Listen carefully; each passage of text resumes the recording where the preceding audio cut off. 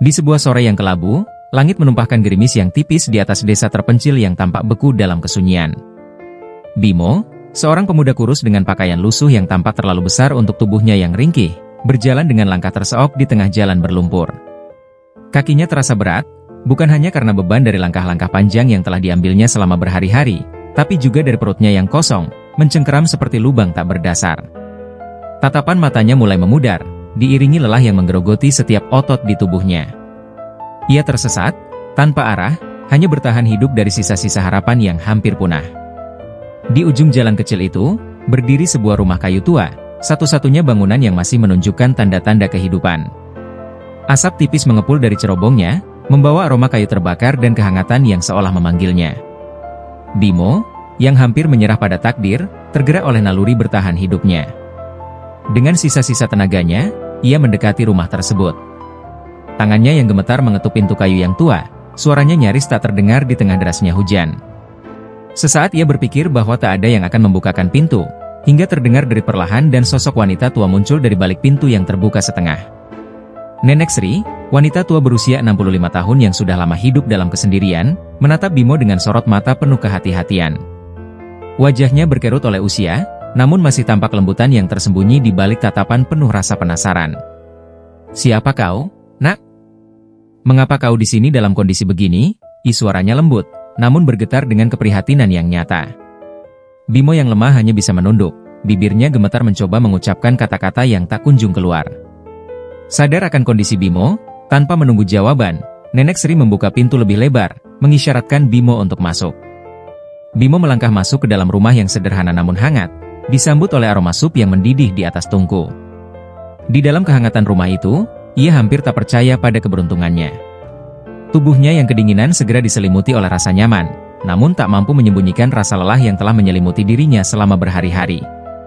Tanpa perlu diminta, Nenek Sri menyodorkan semangkuk sup hangat di hadapan Bimo. "Makanlah dulu, nanti kita bicara," ujarnya dengan nada penuh kasih, seolah memahami bahwa pemuda di depannya membutuhkan bantuan lebih dari apapun. Sambil menggigil, Bimo menyendokkan sup ke mulutnya dengan cepat. Air mata perlahan mengalir di pipinya, bukan hanya karena kelaparan, tetapi juga karena perasaan lega yang tiba-tiba melingkupinya. Untuk pertama kalinya dalam beberapa waktu, ia merasa aman. "Terima kasih, Nek," ucapnya lirih setelah beberapa saat. Nenek Sri hanya mengangguk, matanya mengamati setiap gerak-gerik pemuda ini dengan penuh iba. Ia tahu rasanya tersesat, kehilangan, dan hidup tanpa pegangan. Meski mereka belum saling mengenal, ada ikatan yang tak terucapkan yang menghubungkan mereka. Seperti dua jiwa yang saling menemukan di tengah kekosongan dunia.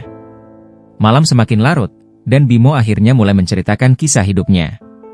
Ia yatim piatu, menghabiskan sebagian besar hidupnya berjuang sendirian, berpindah-pindah dari satu tempat ke tempat lain. Desanya dilanda kemiskinan, dan ia memilih pergi, berharap menemukan kehidupan yang lebih baik. Namun, hidup tidak berpihak padanya.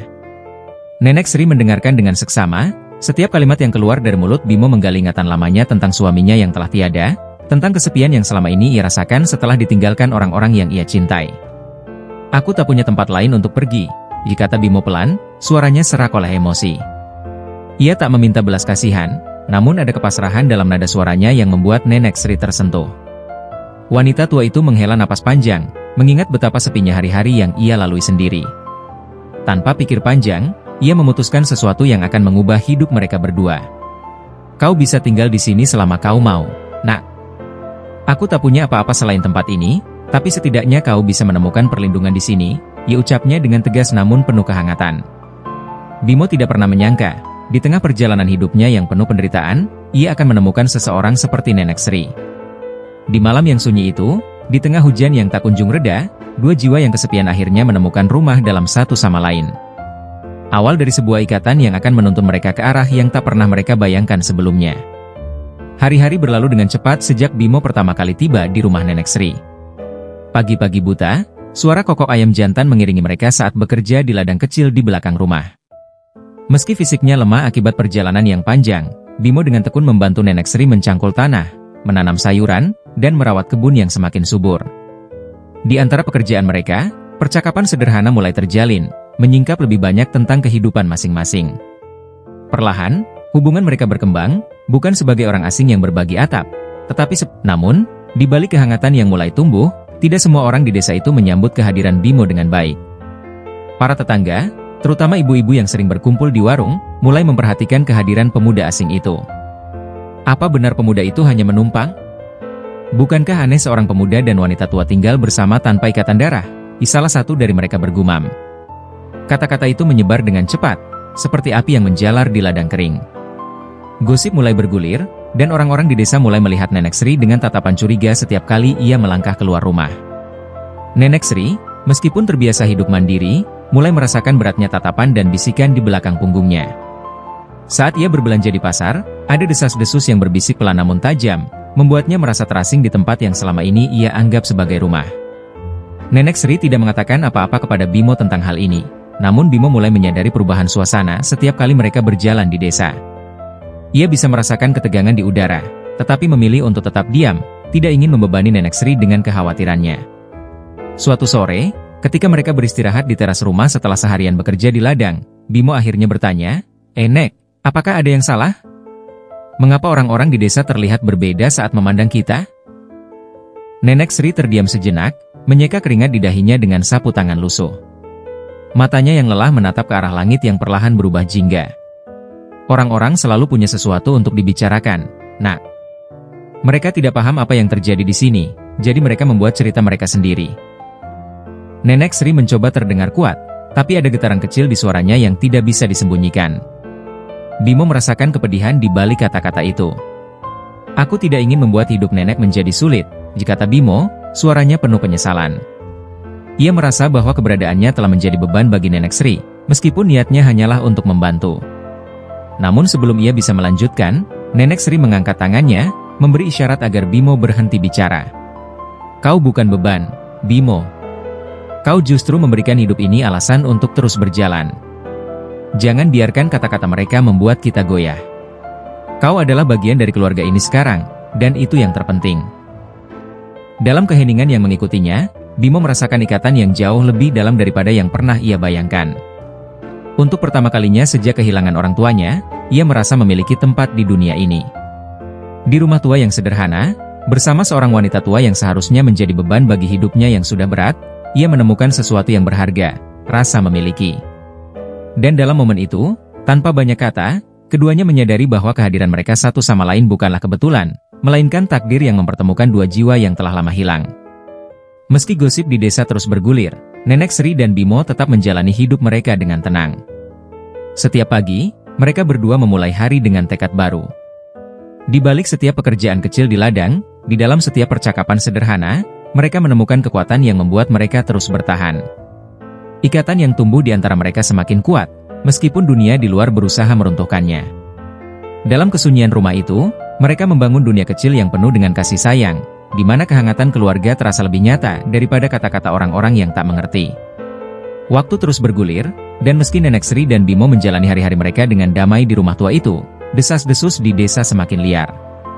Apa yang semula hanya bisikan di warung-warung kecil, kini menjadi pembicaraan utama di setiap sudut desa. Para penduduk mulai mempertanyakan hubungan antara Nenek Sri dan Bimo secara terang-terangan. Mereka berbisik di jalan, membicarakan hal-hal yang tak mereka pahami. Beberapa bahkan mulai mendekati Nenek Sri dengan pertanyaan-pertanyaan yang menyakitkan. Apa benar pemuda itu tinggal bersamamu, Nenek? Ditanya seorang tetangga dengan nada yang menyiratkan sesuatu yang lebih dari sekadar ingin tahu. Bukankah aneh seorang wanita tua tinggal dengan pemuda asing tanpa ikatan darah? Nenek Sri, yang selama ini sudah terbiasa hidup dalam kesunyian, merasa terganggu oleh prasangka-prasangka itu. Hatinya terasa pedih setiap kali ia keluar rumah dan merasakan tatapan-tatapan sinis yang diarahkan padanya. Namun, sebagai wanita tua yang tangguh, ia memilih untuk tidak memperdulikannya. Ia tetap menjalani hidup seperti biasa, meskipun beban dari tudingan-tudingan itu semakin memberatkan hatinya. Ia tidak ingin Bimo tahu betapa sakitnya setiap bisikan itu, tidak ingin pemuda yang sudah dianggapnya sebagai cucu sendiri merasa bersalah atau menjadi korban dari amarah masyarakat yang tak beralasan. Di sisi lain, Bimo semakin peka terhadap perubahan sikap warga desa. Tatapan curiga yang dilemparkan ke arahnya setiap kali ia berjalan di pasar atau sekadar membeli bahan makanan mulai mengusiknya. Pemuda itu sadar bahwa kehadirannya telah menjadi perbincangan, dan hal ini membuat hatinya gundah. Suatu hari, ketika ia kembali dari pasar dengan membawa beberapa sayuran, sekelompok anak muda di jalan memperhatikannya dengan tatapan mengejek. Hei, kau yang tinggal dengan nenek tua itu, ya? Apa yang sebenarnya terjadi di sana? Pasti ada sesuatu, kan? Salah satu dari mereka berkata sambil tertawa sinis. Bimo hanya bisa menunduk dan berlalu, berusaha menahan emosi yang bergolak di dalam dirinya. Malam itu, saat mereka berdua duduk di teras rumah, Bimo tak lagi bisa menahan kegelisahannya. Nek, orang-orang di desa semakin aneh. Mereka terus membicarakan kita, ya ujarnya pelan, namun nadanya jelas penuh kecemasan. Nenek Sri menoleh, menatap pemuda yang duduk di sebelahnya dengan tatapan lembut. Bimo, sudah kubilang, orang-orang hanya suka bicara. Mereka tidak tahu apa yang sebenarnya terjadi di sini. Kita tak perlu memedulikan mereka. Namun, kata-kata Nenek Sri tak mampu sepenuhnya menghapus keresahan di hati Bimo. Tapi, Nek, mereka membuat cerita-cerita yang mengerikan. Mereka menuduh kita macam-macam. Aku tidak ingin nenek menjadi sasaran karena aku tinggal di sini. Gelanjutnya, suaranya bergetar oleh rasa bersalah yang semakin dalam. Di dalam hatinya, Bimo merasa bahwa kehadirannya telah merusak ketenangan hidup Nenek Sri, dan ia mulai berpikir untuk pergi agar desa kembali damai, dan agar Nenek Sri tidak lagi menjadi target gosip yang kejam. Nenek Sri terdiam sejenak. Ia bisa merasakan ketulusan di balik kekhawatiran Bimo. Namun ia juga tahu bahwa membiarkan pemuda itu pergi akan membuat segalanya lebih buruk, baik bagi dirinya maupun bagi Bimo. Nak, kau harus tahu satu hal, kata Nenek Sri dengan suara yang lebih tegas dari biasanya, kau adalah bagian dari hidupku sekarang. Bukan karena kebetulan kau ada di sini. Kau datang pada saat aku paling membutuhkannya, meskipun aku tak pernah menyadarinya sebelumnya. Orang-orang bisa berkata apa saja, tapi mereka tidak tahu apa-apa tentang kita. Bimo tertegun mendengar perkataan itu.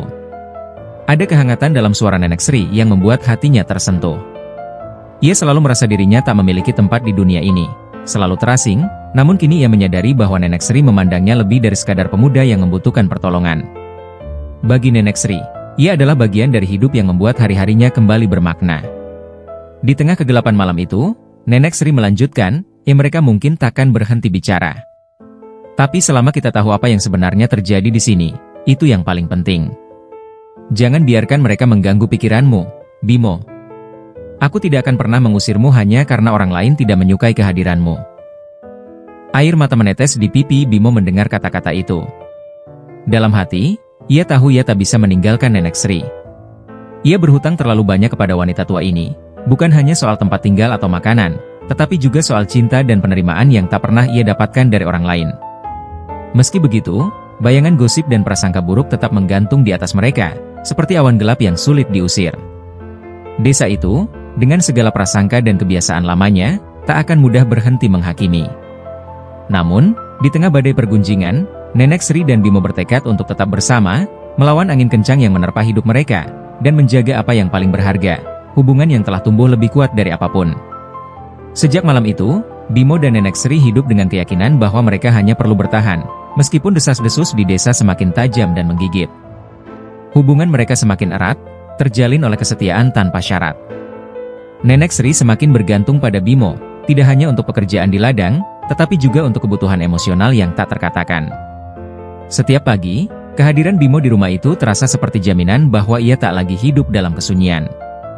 Namun, takdir perlahan menunjukkan wajahnya yang gelap. Tanpa disadari, hubungan yang awalnya murni berlandaskan rasa sayang mulai beralih menjadi sebuah ketergantungan yang lebih dalam. Di suatu pagi yang tenang, Nenek Sri terbangun dengan perasaan tak biasa. Ada kehangatan di dalam dirinya yang belum pernah ia rasakan sebelumnya. Tubuh tuanya yang biasanya terasa kaku dan lelah, tiba-tiba terasa lebih hidup. Ia menatap Bimo yang sedang menyiapkan sarapan di dapur kecil mereka, dan untuk pertama kalinya, ada perasaan asing yang muncul di hatinya. Sesuatu yang jauh lebih kompleks dari sekadar rasa syukur atau kasih sayang seorang nenek kepada cucunya. Ia berusaha menepis pikiran itu, menganggapnya sebagai angin lalu, tapi perasaan itu terus tumbuh, merayap di setiap sudut hatinya. Di hari-hari berikutnya, perasaan itu semakin mendalam. Setiap kali Bimo tersenyum padanya atau mengucapkan kata-kata lembut, Nenek Sri merasakan debaran di dadanya yang tak ia mengerti. Ia merasa bersalah, merasa ada sesuatu yang salah dalam dirinya. Namun semakin ia mencoba menyingkirkan perasaan itu, semakin kuat keinginannya untuk berada dekat dengan Bimo. Ada kerinduan yang aneh, seolah-olah Bimo bukan lagi sekadar pemuda yang ia selamatkan dari nasib buruk, tapi menjadi pusat dari kehidupannya yang sepi. Bimo, di sisi lain, tak menyadari perubahan yang terjadi dalam diri Nenek Sri. Ia menjalani hari-harinya dengan rasa syukur yang besar karena telah diterima oleh Nenek Sri, wanita yang telah memberinya rumah ketika dunia menolaknya. Namun, ia mulai merasa bahwa ada sesuatu yang berbeda dalam cara Nenek Sri memperlakukannya. Wanita tua itu semakin sering menyentuh tangannya, memanggilnya dengan nada suara yang lebih lembut dari biasanya, dan seringkali memandangnya dengan tatapan yang sulit ia artikan. Bimo tidak tahu apa yang harus dilakukan. Di satu sisi, ia menghargai kasih sayang Nenek Sri, tapi di sisi lain, ia merasakan ada sesuatu yang berubah. Suatu malam, setelah makan malam yang tenang, Nenek Sri memutuskan untuk mengungkapkan perasaannya. Ia tak bisa lagi menahan beban yang terus tumbuh di hatinya. Saat Bimo membersihkan piring, Nenek Sri memandangnya dengan penuh harap, dan tiba-tiba berkata, "I Bimo, kau tahu betapa berharganya dirimu bagiku, kan?" Bimo berhenti sejenak, lalu mengangguk dengan senyum. "Tentu, Nek. Kau sudah seperti keluarga bagiku." Namun, jawaban itu tidak cukup untuk Nenek Sri. Ia merasakan dadanya semakin sesak, ingin menyampaikan sesuatu yang lebih dalam, lebih nyata. Dengan tangan yang gemetar, Nenek Sri menyentuh lengan Bimo. "Bimo, aku tidak tahu harus berkata apa, tapi aku merasa berbeda sejak kau datang. Aku merasa hidup lagi, dan itu karena kau." Suaranya bergetar, dan Bimo mulai merasakan ketegangan di udara. Ia menatap Nenek Sri, mencoba memahami apa yang sebenarnya terjadi. "Nek, aku juga merasa seperti itu. Kau memberiku tempat saat aku tak punya apa-apa." "Aku sangat berterima kasih," jawab Bimo dengan hati-hati, meskipun ada kegelisahan yang mulai tumbuh dalam dirinya. Namun, Nenek Sri tidak berhenti di sana. "Bukan hanya soal itu, Bimo. Aku merasa, aku membutuhkanmu lebih dari sekadar sebagai seorang cucu atau teman. Aku tak bisa membayangkan hidup tanpa kau di sini. Ada sesuatu yang berbeda." Suara Nenek Sri semakin pelan, namun kalimat itu menembus Bimo dengan tajam. Perasaan yang samar kini menjadi jelas. Bimo mulai memahami apa yang sebenarnya Nenek Sri rasakan, dan rasa cemas mulai melanda hatinya. Ia tidak pernah berpikir bahwa hubungan mereka akan berkembang menjadi seperti ini. Ia merasa terjebak antara rasa terima kasih yang tulus dan perasaan takut yang kini menghantui dirinya. Bimo berdiri, menatap Nenek Sri dengan mata yang penuh kebingungan. "Nek, aku tidak tahu harus berkata apa," ujarnya perlahan. Ada jeda panjang di antara mereka, udara terasa berat dan penuh ketegangan. Bimo merasa bahwa satu langkah yang salah bisa menghancurkan segalanya. Di dalam hatinya, ia masih menghormati Nenek Sri sebagai wanita tua yang telah menyelamatkan hidupnya. Namun, ia juga tahu bahwa situasi ini mulai berubah menjadi sesuatu yang jauh lebih rumit dari yang bisa ia tangani. Di malam yang hening itu, dalam ketegangan yang menggantung di udara, Bimo sadar bahwa hidup mereka berdua akan berubah. Keheningan itu berbicara lebih banyak daripada kata-kata, dan Bimo tahu bahwa apapun yang terjadi selanjutnya, ia tidak bisa lagi mengabaikan kenyataan bahwa hubungan mereka telah berkembang ke arah yang tak pernah ia bayangkan sebelumnya. Setelah pengakuan Nenek Sri, hubungan antara Bimo dan wanita tua itu tak pernah sama lagi. Suasana di rumah berubah drastis, menjadi berat, penuh ketegangan yang tak kasat mata namun begitu terasa. Bimo mencoba menjalani hari-harinya seperti biasa, bekerja di ladang dan merawat Nenek Sri dengan tulus, tetapi dalam setiap tatapan dan sentuhan, ada sesuatu yang terasa berbeda. Ia tahu bahwa perasaan Nenek Sri padanya bukan lagi sekadar rasa sayang seorang nenek kepada cucunya, dan itu membuat Bimo semakin terjebak dalam dilema yang mendalam. Nenek Sri, di sisi lain, semakin tak mampu menahan perasaannya.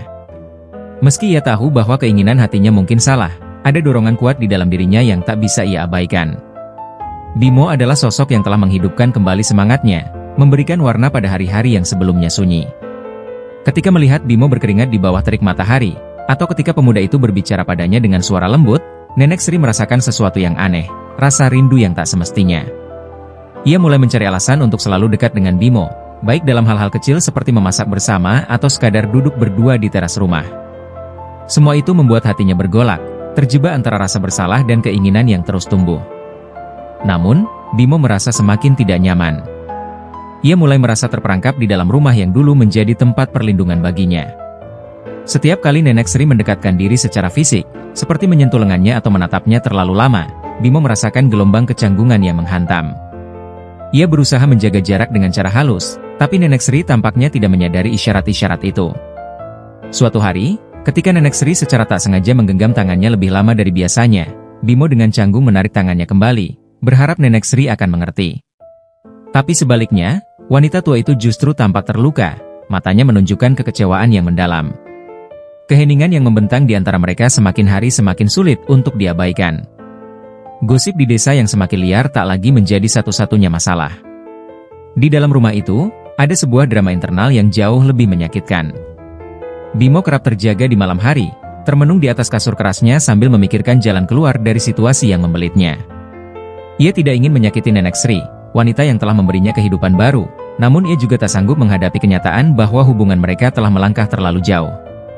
Ada batas yang tak boleh dilanggar, dan Bimo semakin sadar bahwa Nenek Sri mungkin tak lagi melihat batas itu. Pada suatu malam yang dingin, Bimo tak bisa lagi menahan kegelisahannya. Ia memutuskan untuk berbicara langsung dengan Nenek Sri. Setelah makan malam yang sunyi, Bimo memberanikan diri untuk memulai percakapan. "Nek, aku ingin berbicara soal sesuatu yang penting," katanya, suaranya pelan namun penuh ketegangan. Nenek Sri menatapnya dengan penuh perhatian, seolah menanti kata-kata yang mungkin akan mengubah segalanya. "Aku merasa, ada sesuatu yang tidak benar antara kita. Kau telah banyak membantuku, dan aku sangat bersyukur untuk itu. Tapi, aku merasa kita harus kembali pada hubungan seperti semula. Aku hanya ingin kita seperti dulu lagi." Mendengar kata-kata itu, mata Nenek Sri mulai berkaca-kaca. Ia tahu bahwa Bimo mencoba menjaga jarak, namun hatinya sulit menerima kenyataan itu. "Bimo, aku tidak tahu harus bagaimana lagi. Kau adalah satu-satunya yang kumiliki sekarang. Semua yang kita alami bersama, itu bukan hal yang bisa kuabaikan begitu saja. Aku tak bisa berpura-pura bahwa aku tidak merasakan sesuatu yang lebih dalam," jawab Nenek Sri dengan suara yang pecah, air matanya mulai jatuh di pipinya yang keriput. "Aku tahu mungkin ini salah, tapi aku tidak bisa mengendalikannya. Kau telah mengubah hidupku, dan aku tak bisa kembali ke kesepian yang dulu." Kata-kata Nenek Sri bagaikan pukulan keras bagi Bimo. Ia merasa semakin terjebak, tak tahu bagaimana merespons tanpa melukai perasaan wanita tua itu. Dalam hati, ia ingin lari, meninggalkan semua kekacauan ini dan memulai hidup baru di tempat lain, jauh dari gosip desa dan perasaan rumit yang kini menyelimuti mereka berdua. Namun, pada saat yang sama, ia tahu bahwa meninggalkan Nenek Sri bukanlah pilihan yang mudah. Wanita itu tak punya siapa-siapa selain dirinya. Akhirnya, Bimo hanya bisa diam, tak mampu menjawab. Keheningan yang menggantung di antara mereka terasa menyakitkan, seolah-olah ada jurang yang tak mungkin dijembatani. Nenek Sri menunduk, menangis dalam kesunyian, sementara Bimo hanya bisa berdiri di sana, terperangkap dalam dilema yang tak berujung. Malam itu, untuk pertama kalinya, Bimo menyadari bahwa hubungan mereka telah sampai pada titik di mana tak ada lagi yang bisa diperbaiki tanpa ada yang terluka. Seiring malam yang semakin larut, Bimo menatap langit di luar jendela, bertanya-tanya apa yang harus ia lakukan. Di dalam rumah tua itu, dua jiwa yang saling bergantung kini berdiri di ambang kehancuran, tersesat dalam perasaan yang semakin tak terkendali.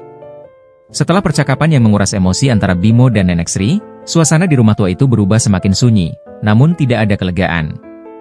Bimo mencoba menjalani hari-harinya seperti biasa, berusaha mengubur perasaan gelisah yang terus membayanginya. Setiap pagi, ia bangun lebih awal, menghindari momen-momen berdua yang membuatnya semakin terjebak dalam konflik batin. Ia bekerja di ladang lebih lama dari biasanya, berharap bahwa kerja keras fisik akan mengalihkan pikirannya dari ketegangan yang menggantung di rumah. Namun, Nenek Sri tidak bisa berpura-pura. Hari-hari setelah pengakuan itu menjadi penuh rasa hampa. Setiap kali ia melihat Bimo, ia merasakan kekosongan yang semakin besar. Hatinya bergetar setiap kali mereka duduk di meja makan, tanpa percakapan yang berarti. Bimo yang dulu selalu berbicara hangat dan ceria, kini hanya terdiam, seolah ada tembok tak terlihat yang memisahkan mereka. Nenek Sri mulai merasa bahwa ia telah merusak sesuatu yang tak akan pernah bisa diperbaiki lagi, dan penyesalan mulai menghantuinya. Suatu malam, Bimo memutuskan untuk menghabiskan waktu di luar rumah lebih lama dari biasanya. Ia duduk di dekat sungai kecil di belakang rumah, merenung dalam diam. Dalam pikirannya, ia berulang kali memutar percakapan dengan Nenek Sri dan merasa semakin tertekan. Ia tahu bahwa keputusannya untuk menjaga jarak adalah yang terbaik, tetapi perasaan bersalah terus menghantuinya. Ia merasa seperti telah mengkhianati wanita yang memberinya tempat berlindung saat dunia seolah menolaknya. Sementara itu, Nenek Sri merasa semakin terisolasi. Di tengah malam yang sepi, ia duduk sendirian di teras, menatap pintu yang tak kunjung terbuka. Setiap detik terasa begitu lambat, Seakan-akan rumah itu menelan segala kebahagiaan yang pernah ada. Nenek Sri mulai merasakan kecemasan yang mendalam, seolah-olah ia telah kehilangan Bimo meskipun pemuda itu masih tinggal di sana. Keterikatannya pada Bimo semakin kuat, bukan karena cinta yang sehat, tetapi karena ketergantungan yang mencekam. Ketika Bimo akhirnya kembali malam itu, Nenek Sri mencoba menyembunyikan rasa sakitnya. Namun, ada rasa kehilangan yang tidak bisa ia tutupi. "Bimo, kau selalu pulang terlambat akhir-akhir ini. Kau menghindariku, bukan?" tanya Nenek Sri dengan nada lelah. Bimo menundukkan kepalanya, tak sanggup melihat langsung ke mata wanita tua itu. "Aku hanya butuh waktu untuk berpikir, Nek," jawabnya, berusaha tetap tenang meski hatinya bergolak. Dalam keheningan yang terasa berat, mereka berdua tahu bahwa ada jarak yang kian tak terjembatani di antara mereka. Suatu hari, ketegangan itu mencapai puncaknya ketika Nenek Sri jatuh sakit.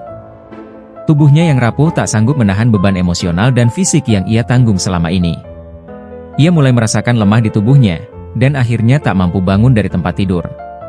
Bimo, yang menyadari kondisi Nenek Sri, segera bergegas merawatnya. Meskipun hubungan mereka sedang berada di titik terendah, Bimo tidak bisa mengabaikan kewajibannya untuk merawat wanita yang telah memberinya hidup baru. Ia menyiapkan obat, memasak makanan, dan melakukan segala yang ia bisa untuk memastikan Nenek Sri pulih. Namun, di balik kepeduliannya, Bimo merasakan beban yang semakin berat. Setiap kali ia duduk di samping tempat tidur Nenek Sri, ia merasakan tatapan penuh harap dari wanita itu, seolah-olah menunggu sesuatu yang tak bisa ia berikan. Dalam hati, Bimo tahu bahwa apapun yang ia lakukan tidak akan bisa menghapus perasaan yang telah tumbuh di antara mereka.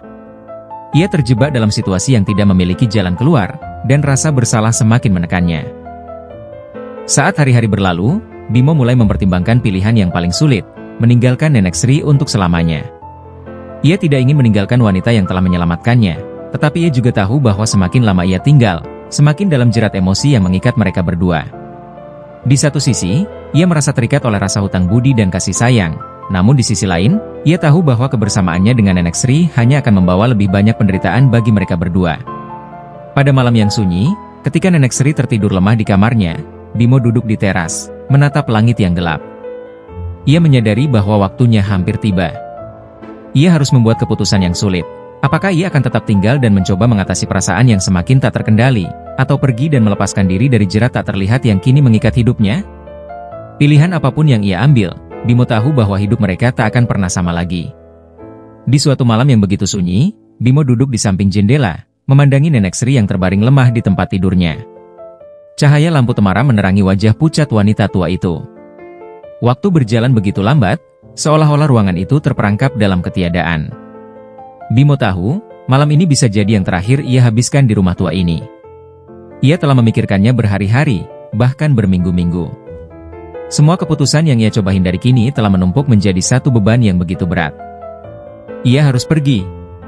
Tidak ada pilihan lain. Namun, rasa bersalah terus menghantui pikirannya. Bagaimana mungkin ia meninggalkan Nenek Sri dalam keadaan seperti ini? Bimo tahu, jika ia pergi, wanita itu akan kehilangan segalanya. Tak ada lagi yang merawatnya, tak ada lagi yang menemaninya dalam kesepian panjang yang dulu telah melingkupi hidupnya. Namun, tinggal lebih lama hanya akan memperburuk keadaan. Setiap hari yang berlalu, hubungan mereka semakin berliku, terjerat dalam perasaan yang salah. Bimo merasa tersedot ke dalam pusaran yang tak bisa ia kendalikan. Pagi itu, ketika Nenek Sri bangun dengan kondisi yang sedikit membaik, Bimo sudah membuat keputusan.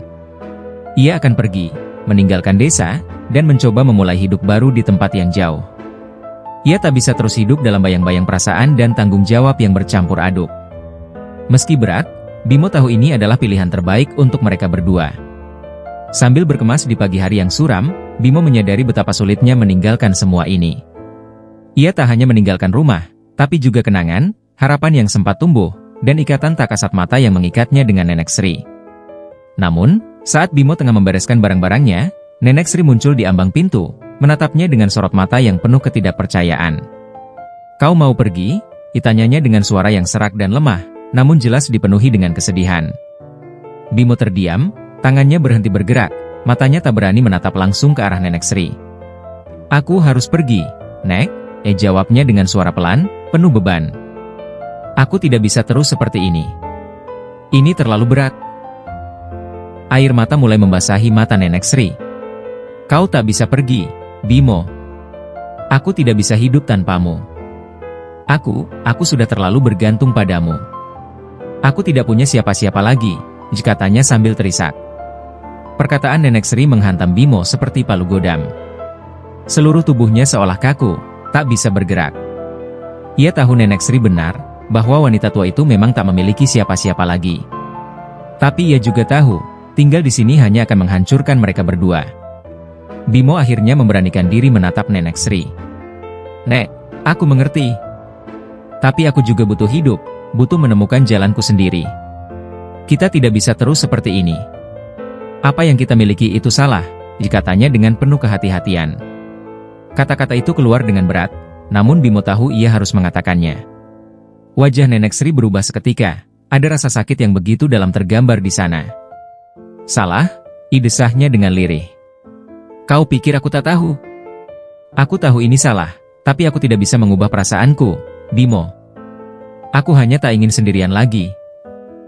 Kedua sosok itu terdiam dalam keheningan yang begitu menyakitkan.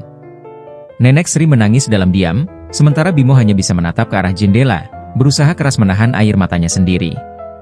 Ia merasa terperangkap antara dua dunia, antara tanggung jawab dan keinginan untuk membebaskan diri. Di satu sisi, ia tahu bahwa Nenek Sri telah menyelamatkannya, memberikan tempat untuk berlindung. Namun, di sisi lain, ia tidak bisa mengorbankan dirinya untuk sesuatu yang sudah melewati batas. Akhirnya, dengan hati yang berat, Bimo melangkah keluar dari rumah itu. Suara tangis Nenek Sri masih menggema di telinganya, tapi ia tahu ia harus terus berjalan. Di luar, udara dingin menusuk kulitnya, namun tidak bisa menandingi dinginnya perasaan yang kini menyelimuti hatinya. Bimo melangkah menjauh, meninggalkan segala beban,